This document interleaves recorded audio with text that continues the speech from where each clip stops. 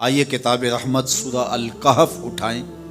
اللہ تعالیٰ نے ایک واقعہ بیان کیا ہے حضرت موسیٰ اور حضرت خضر علیہ السلام کا، کہ حضرت موسیٰ علیہ السلام عزم مصمم کر کے جب چلے تو اللہ فرماتا ہے کہ ہم نے حضرت موسیٰ علیہ السلام کو جس بندے کی نشانی بتائی تھی وہ بندہ ان کو وہاں مل گیا۔ سفید چادر اوڑھے حضرت خضر علیہ السلام وہاں لیٹے ہوئے تھے، تو یہ جا کے ان کے پاس کھڑے ہو گئے کہ حضرت میں آپ کی خدمت میں اس لیے آیا ہوں کہ اللہ نے آپ کو جو خصوصی علم عطا کیے ہیں میں ان کو سیکھنے کی غرض سے آپ کی چوکھٹ پہ آیا ہوں۔ کہا تم میرے ساتھ صبر نہیں کر پاؤ گے، معاملے مشکل ہیں، سفر دشوار ہے، منزل کٹھن ہے، اور میرے معاملات ایسے ہیں کہ تم اعتراض کرو گے اس کے بغیر تم رہ نہیں سکتے۔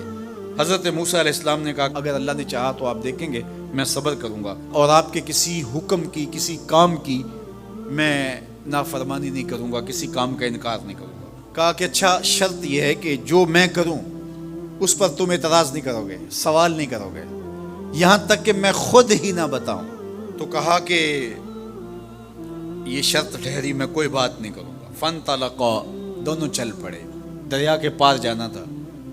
جو کشتی کا مالک تھا، کشتی بان تھا، وہ حضرت خضر علیہ السلام کو جانتا تھا تو اس نے کرایہ بھی نہیں لیا، لیکن جب کشتی پر سوار ہوئے تو عصا مار کے حضرت خضر علیہ السلام نے کشتی کا ایک پھٹا توڑ دیا۔ تو بے ساختہ حضرت موسیٰ علیہ السلام نے کہا آپ نے پھٹا توڑ دیا، یہ سارے ڈوب جائیں؟ کہا میں نے کہا تھا نا تم میرے کاموں پہ صبر نہیں کر پاؤ گے۔ تو حضرت موسیٰ کو یاد آیا، کہا میں بھول گیا تھا، اس پر مواخذہ نہ کیجیے۔ پھر دونوں چل پڑے، بچے کھیل رہے تھے، ایک خوبصورت لڑکا وہ بھی بچوں میں کھیل رہا تھا۔ حضرت خضر آگے بڑھے اور اس کی گردن مروڑ دی، اس کو قتل کر دیا۔ صاحب شریعت تھے حضرت موسیٰ علیہ السلام، نہ رہ سکے، پھر بول پڑے ایک جان کو بغیر کسی جان کے بدلے میں قتل کر دیا، اس نے گوایا کیا تھا ہمارا؟ آپ نے بہت ہی جو ہے وہ غلط کام کیا، یہ کام اچھا نہیں کیا آپ نے۔ کہا میں نے کہا نہیں تھا کہ تم میرے ساتھ صبر نہیں کر پاؤ گے۔ کہا ایک موقع اور دے دیجئے، اب اگر میں نے کوئی اعتراض اٹھایا تو پھر دوبارہ مجھے آپ اپنی صحبت میں نہ رکھیے، عذر تمام ہو جائے گا۔ پھر دونوں چل پڑے، یہاں تک کہ ایک بستی میں دونوں آئے تو آپ نے بستی والوں سے کہا کہ ہم مہمان ہیں، آپ ہماری مہمان نوازی کیجیے، کھانا کھلائیے۔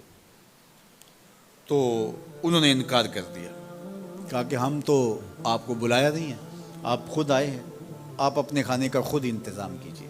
گزر رہے تھے گلی سے تو ایک دیوار گرنا چاہ رہی تھی، تو جلدی سے اس دیوار کو مرمت کر دیا۔ کہا حضرت ہم اگر چاہتے تو اس پہ اجر لے سکتے تھے، انہوں نے ہمیں کھانا تک نہیں دیا اور ہم ان کی دیواریں سیدھی کر رہے ہیں۔ کہا اب تمہاری میری جدائی ہو گئی، تم نے یہ بھی اعتراض کر دیا۔ تو انہیں یاد آیا کہ وہ یہ بھی اعتراض ہو گیا۔ اب میں تمہیں بتاتا ہوں کہ یہ 3 کام میں نے کیوں کیے۔ اللہ اکبر۔ اب سنیے، قرآن ہمیں بتاتا ہے کہ ظاہری علم بھی ہوتا ہے لیکن کوئی باطنی علم بھی ہوتا ہے۔ کہا وہ پہلی بات کشتی والی سنو، یہ 2 مسکین بچوں کی کشتی تھی، ان کے گھر کا چولہا اس کی کمائی سے جلتا تھا۔ دریا کنارے کنارے ایک ظالم بادشاہ رہا تھا جو لوگوں کی کشتیاں چھین رہا تھا، ہم نے تھوڑا سا عیب لگا دیا، وہ ٹوٹی کشتی چھوڑ کے چلا گیا۔ اب وہ تھوڑے سے پیسے لگا کے کشتی مرمت کرا لیں گے، گھر کا چولہا جلتا رہے گا، بتاؤ اچھا کیا یا برا کیا؟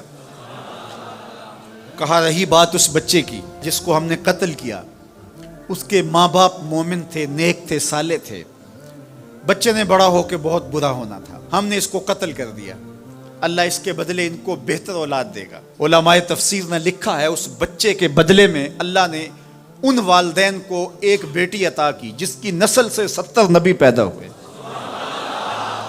دیوار کی کہانی بھی سن لیجئے، یہ شہر کے 2 یتیم بچوں کی دیوار تھی اور اس کے نیچے ان کا خزانہ تھا اور ان کا باپ بڑا نیک تھا۔ خزانہ دیوار کے نیچے ہے، دیوار گرنا چاہ رہی ہے، کسی معمولی دھکے سے گر جاتی۔ 2 ہی صورتیں تھیں، یا وہ بچے خود اپنا خزانہ اٹھا لیتے یا لوگ اٹھا کے لے جاتے۔ لوگ اٹھا کے لے جاتے پھر بھی ہاتھ میں کچھ نہ آیا، اور اگر وہ خود اٹھا لیتے تو بچے ہیں، بچپنے کی وجہ سے وہ اس کو اڑا دیتے۔ تو ہم نے اس کے اوپر دیوار کھڑی کر دی، جب تک وہ اس قابل نہیں ہو جاتے کہ یہ خزانہ نکال کے اس کو صحیح مصرف پہ لگا سکیں، اتنی دیر تک دیوار گرے گی نہیں۔ اللہ اکبر۔ وہ کسی وجہ سے دیوار قائم رہے گی، اور جب وہ اس عمر کو پہنچ جائیں گے جس عمر میں وہ اس خزانے کو سنبھال سکیں گے تو پھر دیوار خود بخود گر جائے گی اور یہ خزانہ نکال کر کے اپنے کام پہ لے آئیں گے.